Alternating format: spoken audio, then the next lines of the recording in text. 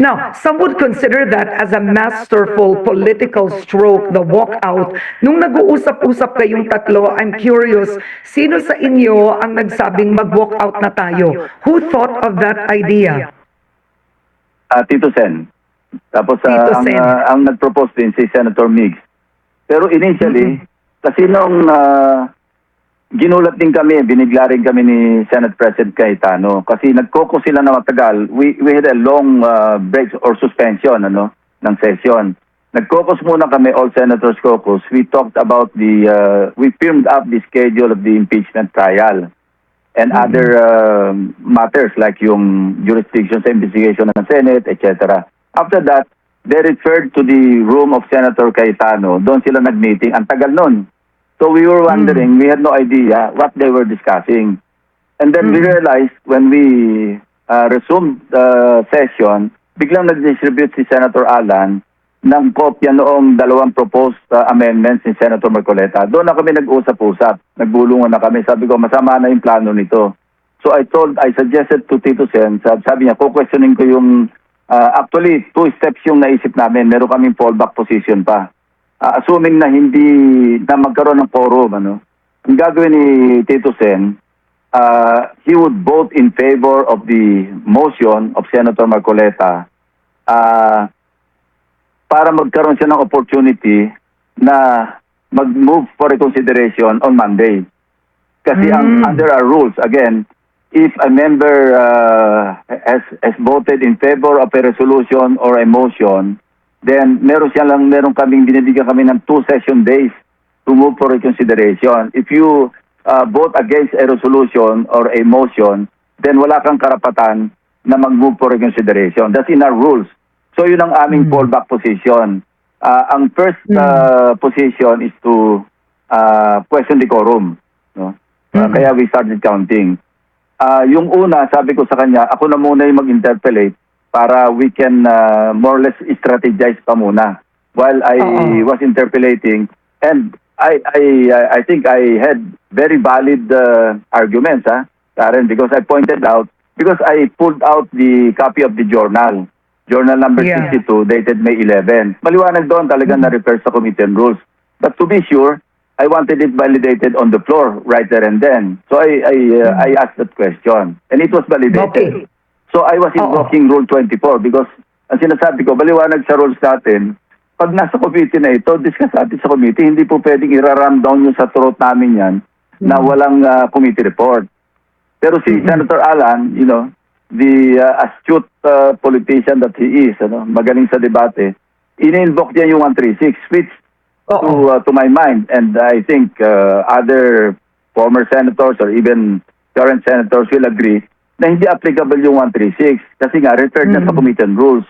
Kung walang referral, wala kaming laban doon. Talagang pwedeng i-discuss na namin sa floor.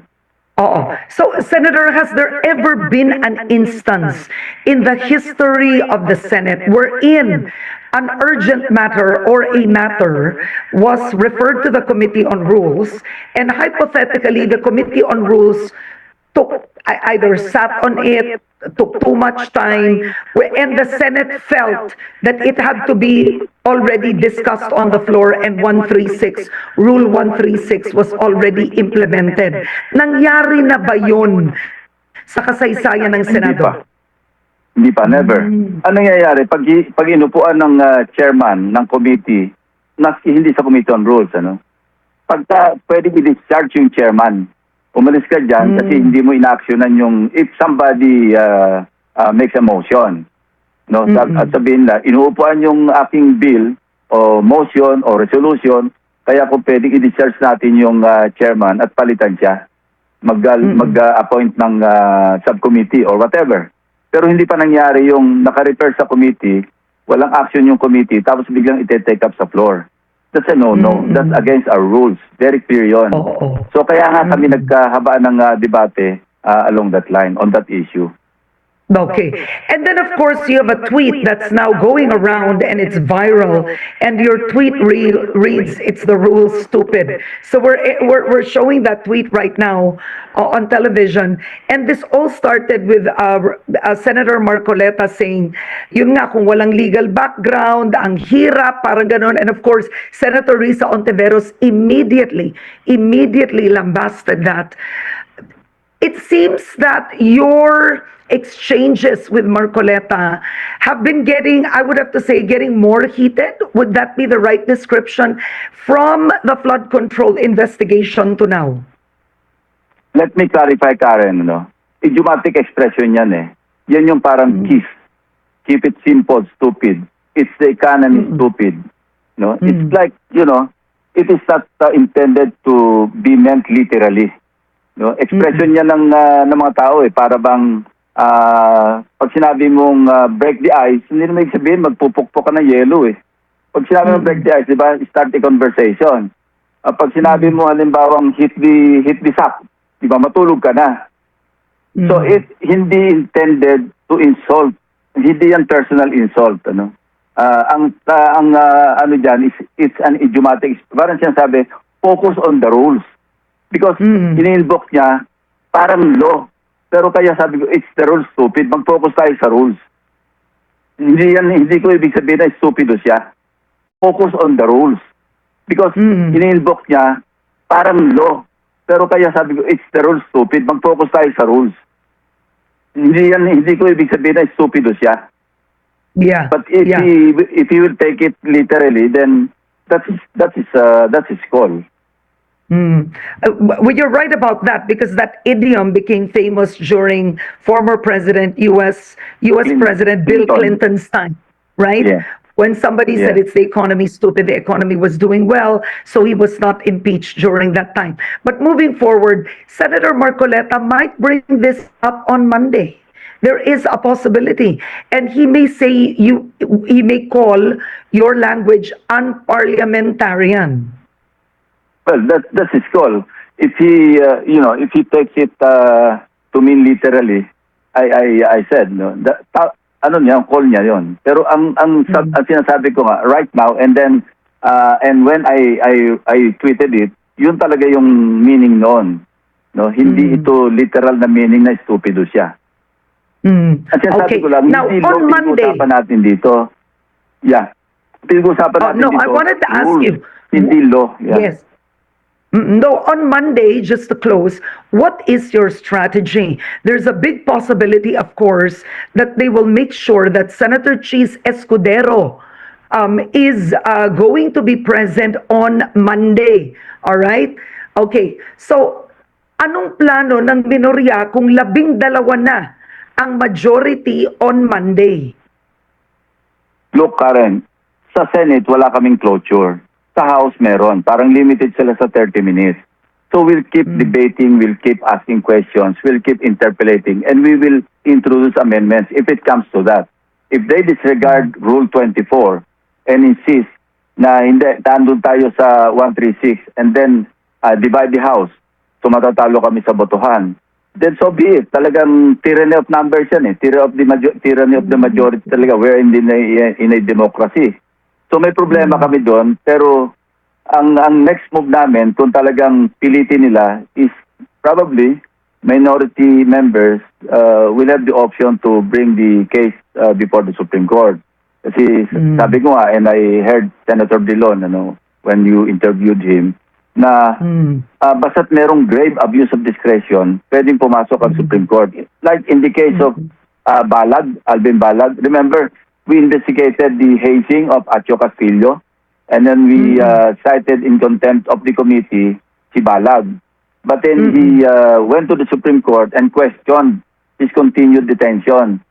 So ang jurisprudence na nag-exist, and it was within the power of the Senate and the Congress na mag-cite in contempt of the committee and or the Senate or Congress, and then ipa-detain. Pero nilipit na ng Supreme Court yun. Ang sinabi ng Supreme Court, hey, sobra na yan kasi yung case ni Arnold, para nakalimutan siya sa Muntinlupa. Ilang taon na, nakailang congresses na, nandun pa siya. So, the Supreme Court deemed it wise to limit the powers of Congress.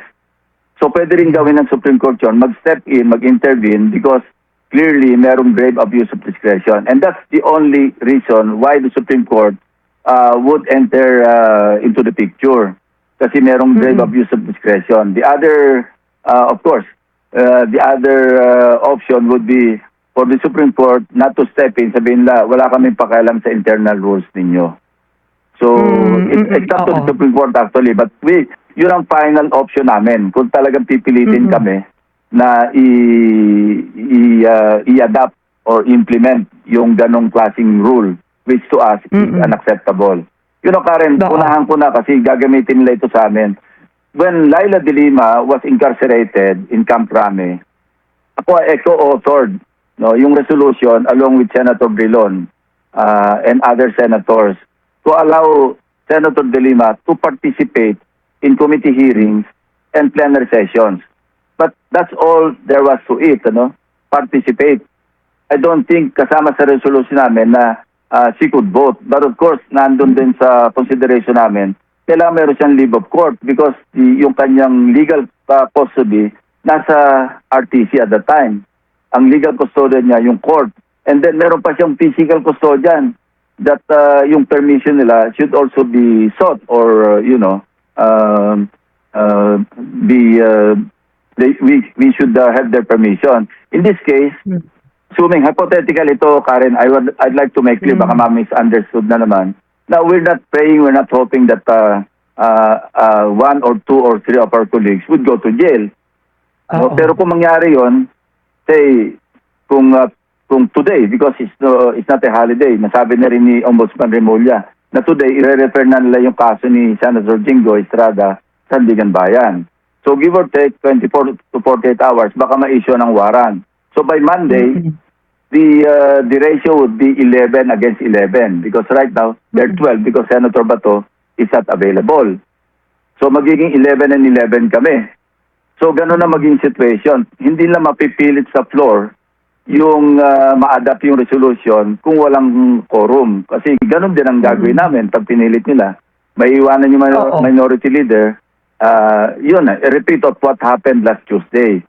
Now, assuming that in 2 weeks, kasi in-announce din ni Ombudsman Remulla ito, si Senator Villanueva, what if in 2 weeks, naipal din yung information, na-issue din siya ng warrant, the ratio would now be 11 and 10. So effectively, we will be the majority. While they have the Senate President on their side, but they would only be 10, coming 11. So what happens, Karen, is we'll be controlling all the committees because we will move to declare all the chairmanships of all committees vacant, and then we will re-elect the chairpersons. So that's an awkward situation, but that's the reality. Because sabi ko So technically, tayo sa theory. Yeah.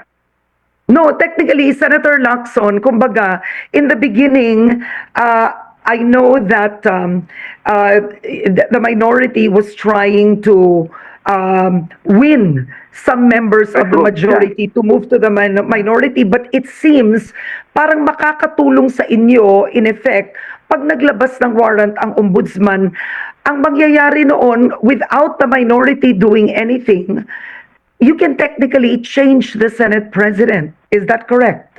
No, that's not correct. Okay. It takes certain votes to elect a Senate President or to oust a sitting Senate President. But it only takes a simple majority to elect the chairman or the chairpersons of the committee. Pero Senate President, so kung gano'n ang situation, ang scenario, Senator Cayetano will be limited to a mere presiding officer. But he does not control the Senate. Because the controlling number would be 11, as it is now, against 10 of the former majority because mag-change na mag-shift yung majority sa minority ngayon. Now, ang assumption dyan, another assumption is what if one or two moved over or crossed over to the minority now, So magiging 13, we can change the Senate President. Pero kung 12 lang, hindi pwedeng mapalitan yung Senate President because under our rules, 13 talaga yung votes, ano? Just like in an Oo. impeachment trial or sa ratification of treaties, we need two-thirds votes. So in the case Yeah. of the impeachment trial, maski pa 20 lang yung senators na available, 16 pa rin yung kailangan to convict. Ganon din sa ratification. So talaga 16 because oo. two-thirds So- is an absolute number. Oo. De, tatagalugin ko yun, no, para for our viewers and listeners. So kahit magbago pa ang numero ng mga senador na nasa plenaryo, yung pagpalit ng leader, 13 talaga. Yung pag-convict, 16 Correct. talaga. Ganun talaga yun. So Correct. let's say kahit 20 kayong maiwan doon, hindi magbabago yung numero ng two-thirds. Basta 16 yun. Kaya nga, yung unavailability ni Senator Bato de la Rosa will not help those who are advocating to convict VP Sara. Kasi ang abstention is counted as an acquittal. Ah, Kasi oh, hindi naman okay, sinabing go on. Hindi naman sinabing 8 dapat ang mag-acquit. Ang sinabi, 16 dapat ang mag-convict. All right. Okay. So my last question is the Senate Blue Ribbon Committee. You were the chairman of that. And you now believe in a way that you are vindicated because of the ombudsman's announcements on the charges to be filed, Senator Lacson? Yes, fortunately and unfortunately, the findings and recommendations of the Blue Ribbon Committee under my watch vindicated clearly. Kasi yun din ang recommendation namin. The same government officials, the same private contractors, the same employees and officials of the DPWH. Yan pa rin yun yung may indict Yan yung papailan ng kaso. So, in a manner of speaking, yung findings and recommendations namin, although it was not adopted on the floor because kulang nga ng signatures among the majority members, indicated because eksakto yung recommendation namin as painful as it is, I don't get the pleasure na yung mga kasamahan ko naharap sa kaso and makukulong kasi most of them are my friends kaya nga napaka-thankless job yung pagiging chairman ko noon and sinasabi nila kaya nga nawalan ako ng kaibigan, nakakreate pa ako ng kaaway. So, hindi ito pleasure para sa akin, Karen. I want to make that clear. Ang tingin nila sa akin, kontrabida. Pero, binigyan niyo ako ng trabaho, kung mamimili ako, maging selective, hindi ko susundan yung ebidensya, para ano pa ako na chairman ng Blue Ribbon? No? Kanya-kanyang pananaw Kaya nga nung may nagsabi sa amin, one reason why then Senate President Soto was ousted, ang sabi, unang-una, dalawang reasons Hindi siya marunong mag-alaga ng mga kasamahan. Tapos yung pangalawa, yung Blue Ribbon kasi. So sabi ko, anong kasalanan namin dalawa ni Tito Sen? Unang-una, wala namang bilyon si Tito Sen na government funds para ipamudmud. Kung gano'n na magiging reason why he was ousted, then so be it. No? That's the reality. At kung ang reason, dahil hindi ako nakisama, hindi ko pinangalagaan yung aking, hindi ko pinagtakpan. Sabihin natin pinagtakpan. Kung gano'n ang dahilan, then pahig na kami talagang maging minority forever. Okay, Senator Lacson, I think I wanted to ask you just very briefly, speaking of the Senate Blue Ribbon Committee, how do you address criticism coming from some members of the minority that when you were chairman, you were soft on former House Speaker Martin Romualdez? You went on a certain direction and you were criticized as not pursuing it. What's your answer to that, sir? That is not true.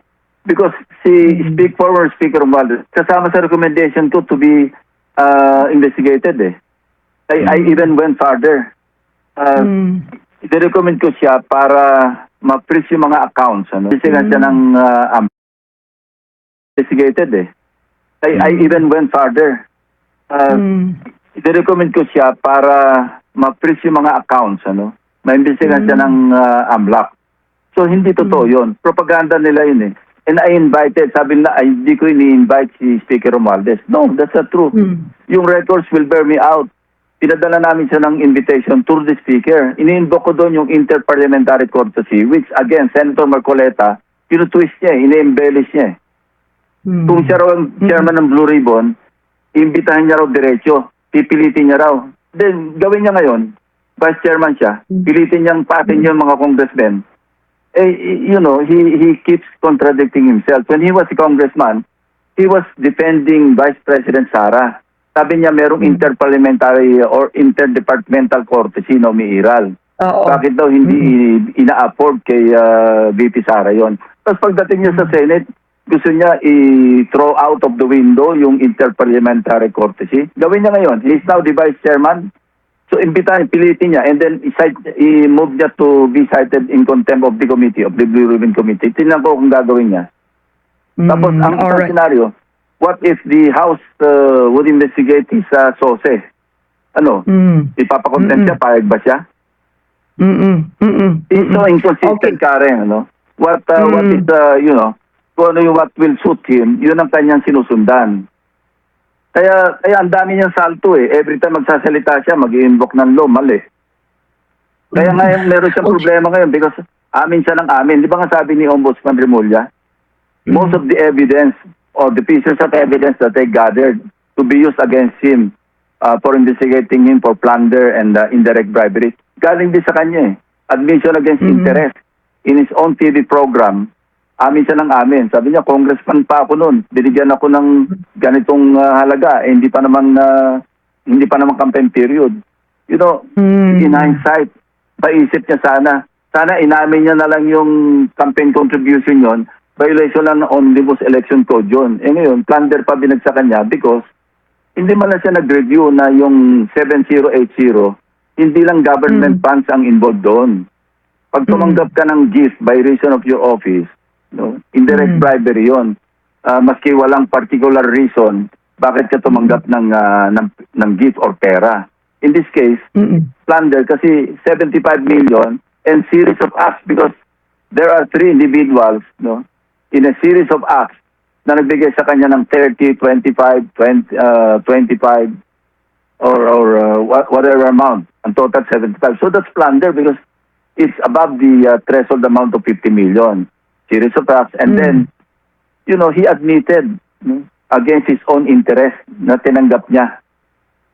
Kaninong problema yung kaninong kasalanan?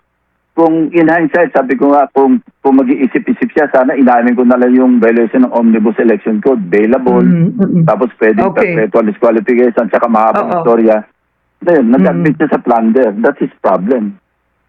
So you're saying he's like a fish caught by its mouth. Ganon, he's condemned by his own words. He's a fish caught by his hubris.